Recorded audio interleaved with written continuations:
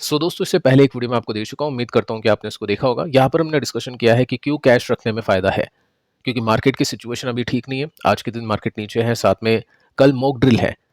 और mock drill का मतलब आपको पता ही है कि हो सकता है सरकार कुछ बड़े स्टेप लेने की तैयारी में हो पाकिस्तान के खिलाफ, और इस वजह से वॉर काइंड ऑफ सिचुएशन बन सके। अगर ऐसा होता है तो मार्केट गिर सकता है, और कैसी रिकवरी होगी, क्या कुछ हो सकता है, उसको भी हमने डिस्कस किया इस वीडियो के अंदर।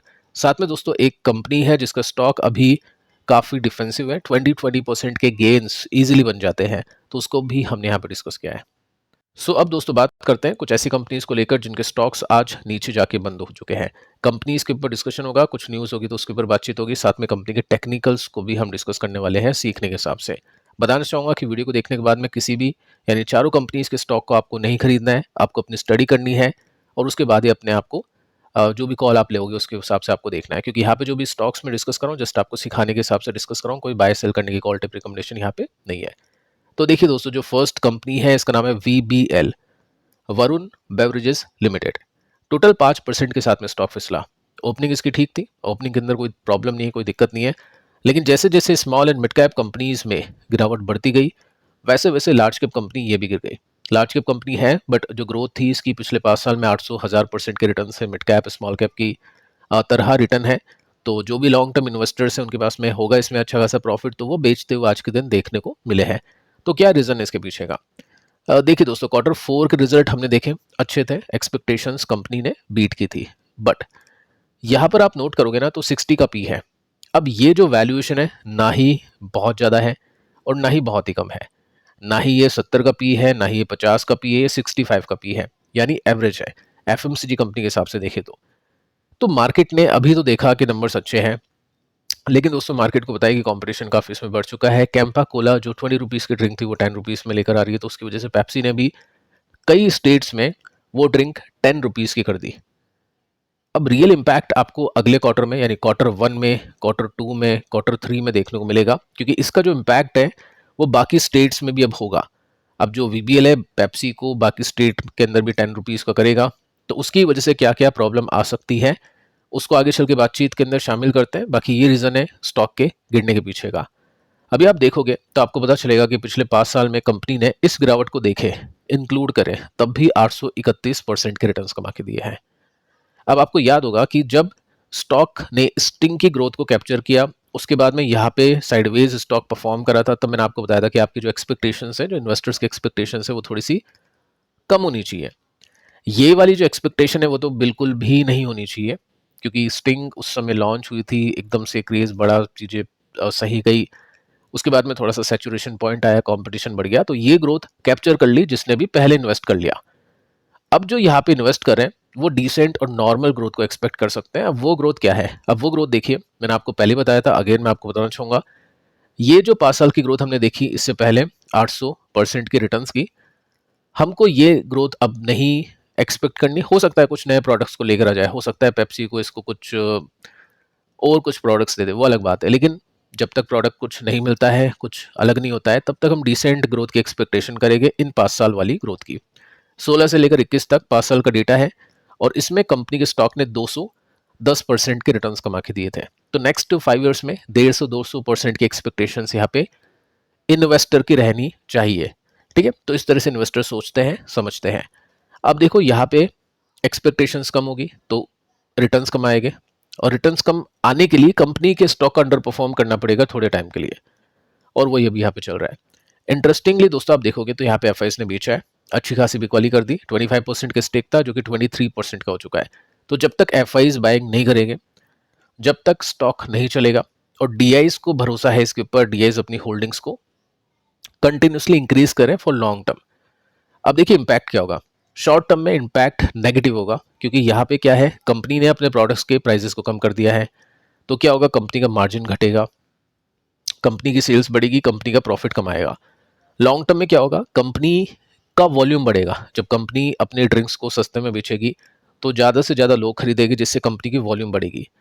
अगर कंपनी ने कैसे तैसे करके अपनी लागत को कम कर लिया, क्योंकि स्केल जब कंपनी करती है, एक प्लांट के अंदर जब कंपनी 1 लाख बोटल्स बनाती है, उसी प्लांट में जब कंपनी 2 लाख बोतल बनाएगी तो प्लांट का खर्चा तो सेम रहेगा।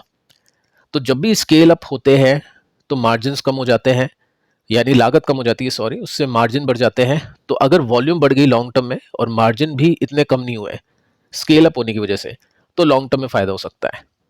अब देखना ये पड़ेगा कि कंपनी कितनी तेजी से एक्सपेंशन करती है, कंपनी कितनी तेजी से पेनिट्रेट करती है उन सभी इलाकों के अंदर, ग्रामीण इलाकों के अंदर जहाँ पे पेप्सी नहीं है। ठीक है, तो इस चीज़ की लड़ाई होगी, डिस्ट्रीब्यूशन की लड़ाई होगी, क्योंकि प्राइसिंग वॉर चल रही है, साथ में डिस्ट्रीब्यूशन वॉर भी चलेगा। सेकंड आप देखोगे ना, तो यहाँ पे ब्रांड वैल्यू का भी एक इम्पैक्ट होगा। कैंपा कोला का ब्रांड कितना स्ट्रांग है और पेप्सी का ब्रांड कितना स्ट्रांग है, वो आपको बताइए। तो यहाँ पे एडवांटेज लॉन्ग टर्म में पेप्सी के हाथ में भी हो सकता है। तो दोनों चीज़ें दोस्तों आपके सामने हैं, और अभी की सिचुएशन देखें तो आपको लाइव सिचुएशन चार्ट बताता है कि दोनों चीज़ें आपके सामने हैं। अभी आप देखोगे तो यहाँ पे क्या है, एक स्ट्रांग सपोर्ट को तोड़ा है। तो जब भी स्टॉक अपने सपोर्ट को तोड़ता है तो वो वीक हो जाता है, उसमें तेजी की उम्मीदें तो करनी ही नहीं है, क्योंकि ब्रेकआउट नहीं हुआ है, रेसिस्टेंस नहीं टूटा है, सपोर्ट टूटा है। तो पैसा अभी बनने की एक्सपेक्टेशंस नहीं करेगी इन्वेस्टर। इन्वेस्टर इस टाइम को जाने की एक्सपेक्टेशन करेगी कि कैसे तैसे करके ये टाइम खत्म हो, रियल जो वैल्यूएशन जो इन्वेस्टर्स देना चाहते हैं वो दे दे, उसके बाद में ग्रोथ मिले। अब वो आपको चार्ट का पैटर्न बताएगा, क्योंकि जो पिछला सपोर्ट था अब ये रेसिस्टेंस बन चुका है, ये देख सकते हैं। तो जब तक ये नहीं टूटेगा तब तक कोई नई तेजी तो आएगी नहीं।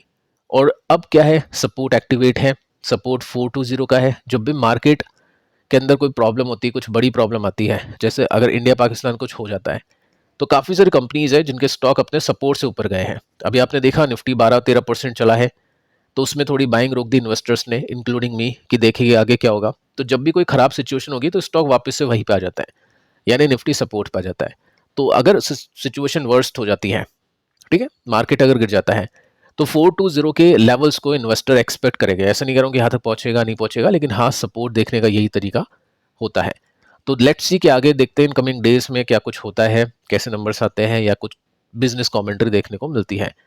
क्योंकि आपने देखा कि जो प्राइसिंग पावर होता है वो काफ़ी इंपॉर्टेंट होता है। हमने देखा कि टाटा कंज्यूमर के रिजल्ट काफ़ी अच्छे थे, क्योंकि उसने अपने प्रोडक्ट्स के प्राइजेस को बढ़ाया था, तो उसकी वजह से कंपनी का प्रॉफिट अच्छा आ गया। अब इसमें उल्टा है, कंपनी ने अपने प्रॉफिट के मार्जिन को कम करते हुए दाम को घटाया है। अब देखते हैं स्केल कितना करता है, वॉल्यूम कितना लाता है और लागत कितनी कम करता है। ठीक है, तो अभी सिचुएशन अनक्लियर है, लेकिन हाँ, वीकनेस यहाँ पे देखने को मिल रही है, क्योंकि इन्वेस्टर्स को लग रहा है कि अगले कुछ क्वार्टर्स वीक आ सकते हैं। सेकंड जो कंपनी है जिसका स्टॉक गिरा है, वेदांत फैशंस का है। 6% की गिरावट है। स्टार्टिंग ठीक थी, उसके बाद में एंडिंग बेकार थी। इसके पीछे का रीजन दोस्तों इसके नंबर्स हैं। नंबर्स अच्छे नहीं लगे इन्वेस्टर्स को, नंबर्स आए थे कल के दिन। कंपनी का प्रॉफिट 13% के साथ में गिरा है, लेकिन ठीक है, ओपनिंग इतनी खराब नहीं थी, वो मार्केट काफ़ी ख़राब हो गया, तो उस वजह से स्टॉक ने पिटाई दर्ज की। बाकी देखिए यहाँ पे पैटर्न भी कुछ अच्छा अभी नहीं है, साइडवेज है, बहुत बड़ा, मतलब हम बोल सकते हैं गैप है यहाँ पे सपोर्ट और रेसिस्टेंस के बीच में। और यहाँ पे आप नोट करोगे तो एक एम पैटर्न बना था, उसके बाद में वापस तेजी बनी, ये 3 बार टॉप लिए, उसके बाद में सपोर्ट को तोड़ दिया।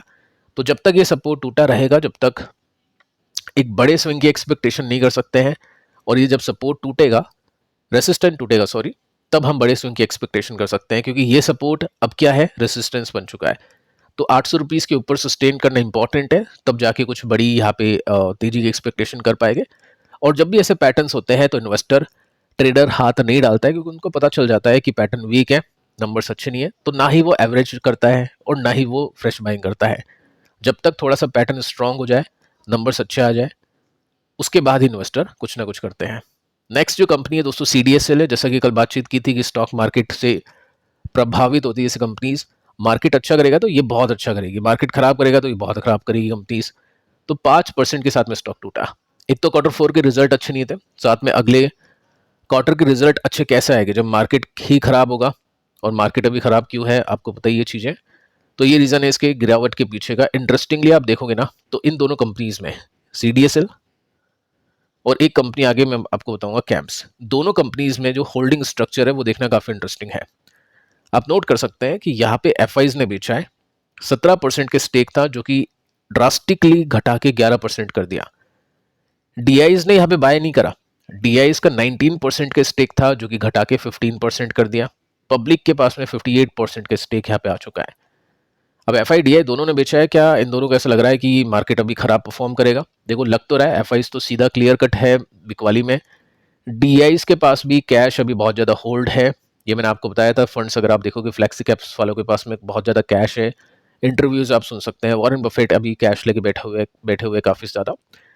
तो ये है, अब देखते हैं आगे चल के क्या होता है। इनकी तरफ से बाइंग होती है, मार्केट अच्छा करता है, इनको भी सरप्राइज करता है मार्केट या फिर नहीं। बाकी आपको बताइए, जो वीबीएल में डिस्कस किया कि पुराने लोज आ जाते हैं जब भी मार्केट खराब होता है, तो पुराना लो इसमें 1100 रुपीज़ का दिखता है। कैम्स आप देख सकते हैं, ये भी 5-6% के साथ में लुढ़का आज के दिन, और इसमें भी वही सिचुएशन है। एफआईज ने 57% के स्टेक कम करके 55 कर दिया। प्रमोटर इसमें है नहीं, प्रोफेशनली मैनेज्ड कंपनी है। साथ में अगर आप देखोगे डीआई, तो इन्होंने भी बेचा है, 17% के स्टेक 16% का कर दिया। पब्लिक के पास में 28% के स्टेक अभी इसमें हो चुका है। सो लेट्स सी कि यहाँ पे भी क्या मार्केट इनको सरप्राइज करेगा एफआईडीआईज को। बाकी जो पुराना लो है वो 3000 का है। मैं ऐसे नहीं कह रहा हूँ यहाँ तक सभी कंपनीज पहुंचेगी, बेच दो, ये सब चीज़ें आपके ऊपर डिपेंड करता है। काफ़ी लोग को लग रहा है कि इंडिया पाकिस्तान में कुछ ज़्यादा हो सकता है, तो वो डेफिनेटली बेच रहे होंगे अभी के समय, और काफ़ी लोगों ने अपनी बाइंग रोकी होगी। काफ़ी लोगों को लग रहा होगा ऐसा कुछ नहीं होगा, खरीद लो, बाद में कुछ नहीं होगा तो पैसा बनेगा। तो 3 कैटेगरीज हैं, तीनों में आप कहाँ पे स्टैंड करते हो, आपको क्या लगता है तीनों में से क्या हो सकता है? आप चाहे तो नीचे कमेंट करके बता सकते हैं। बाकी दोस्तों, इस वीडियो में इतना ही। पिछले वीडियो को आप देख लेना। मिलते हैं अगले वीडियो में, तब तक के लिए बाय बाय।